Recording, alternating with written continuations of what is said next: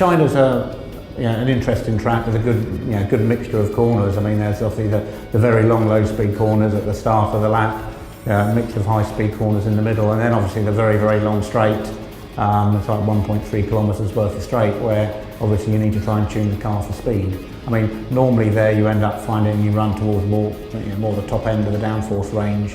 But I'm sure as with that straight, overtaking is going to be, that's your one overtaking opportunity really. So I'm sure we'll all be looking at trying to trade our speed to make sure we can attack and defend.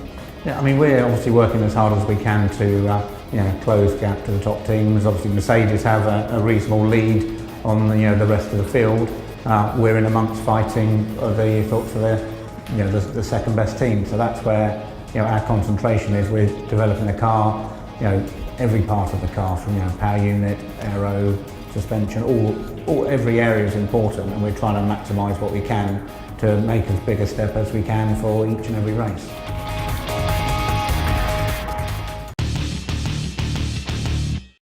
Aerodynamics in Formula 1 are dictated by two main parameters, downforce and drag.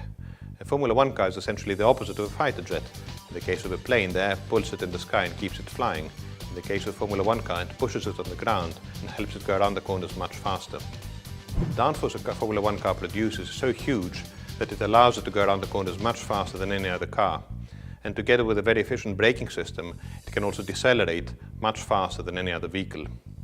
The process that gets us to good aerodynamic package is called aerodynamic development. There we try to develop every single component that is in contact with the external air stream. That may cover wings, may cover suspension components, bodywork and cooling ducts. Everything is developed using aerodynamic development techniques. We clearly prioritize between components that have more potential and others that have less.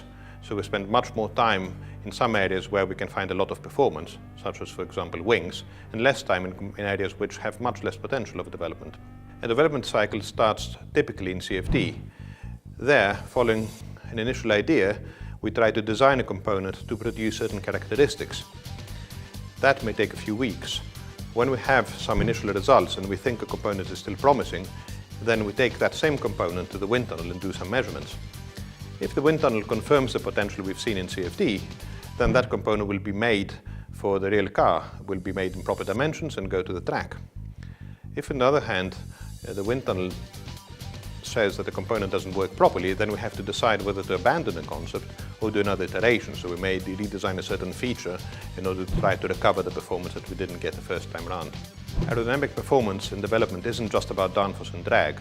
Sometimes we get feedback from the circuit that the car may have certain characteristics that are causing the car to be unstable in certain conditions, or maybe where the driver doesn't have full confidence.